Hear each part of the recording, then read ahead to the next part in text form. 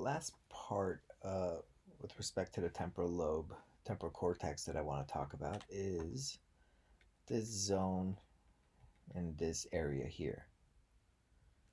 This is Wernickes area.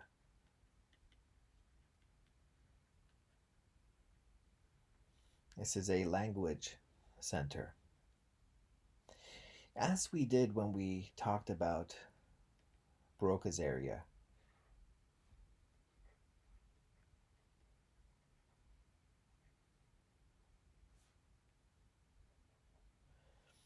I asked you to take a look at the neighborhood because the neighborhood often will give you a clue as to function. Not always, but often.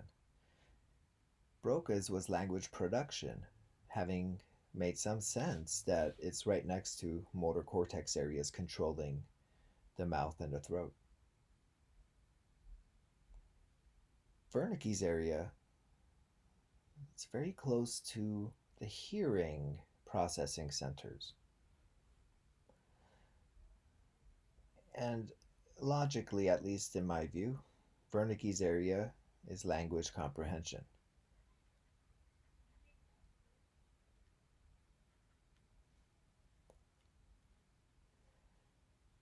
I'll put a link in the description to cases with Broca's aphasia and cases with Wernicke's aphasia.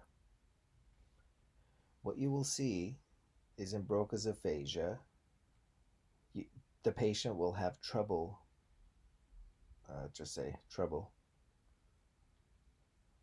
producing language.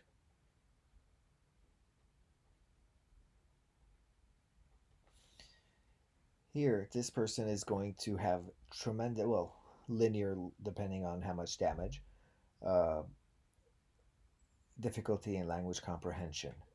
But you get a strange additional phenomenon with Wernicke's, where they also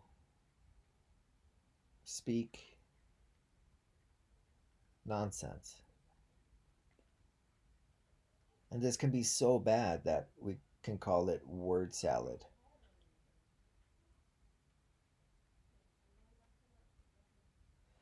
The idea is the difficulty with understanding others comes out in that they don't plan their language output properly. It likely makes sense to them, but it doesn't to the rest of us. So the same deficit that leads them to have trouble understanding others, you could think of it, they also don't understand what they're trying to say. At least that's how I think of it. So please take a look at those examples of Broca's aphasia and Wernicke's aphasia, and you will see pretty striking differences.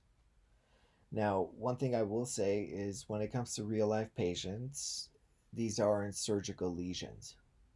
So you're going to get partial effects depending on, where the lesion was. If it took out the entire thing, then you're going to have a bigger deficit than if it was a relatively small stroke, similarly.